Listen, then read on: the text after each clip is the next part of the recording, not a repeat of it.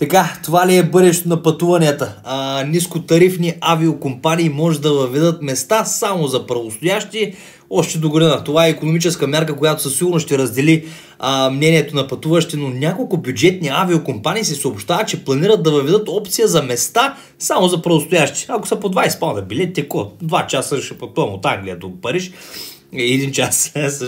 Според Instagram акаунта Entrepreneurship Quote, който има 2,8 милиона последователи, седалките тип велосипед, които позволяват на пътници да се облегнат под ъгъл, без да сядат напълно, могат да бъдат въведени още през 2026. Тази седалка, която се представя от производителят Avio Interior, ще увеличи капацитета на пътници с 20%. Въпреки това, Avio Interior отказва да коментира кога са били потърсени от Mail Online, а до момента нито една авиокомпания официално не е потвърдила, че има планове да въведе тази икономическа мярка.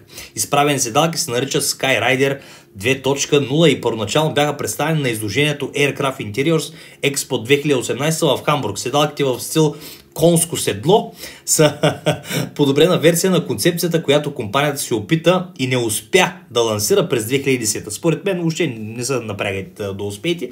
Skyrider 2 има повече подплата от предишната версия и по-здраво закрепване с колони, които свързват всеки ред с тавана и пода, вместо рамката да е прикрепена само към релса. Според мен не са напрягайте много да такова ти. Да.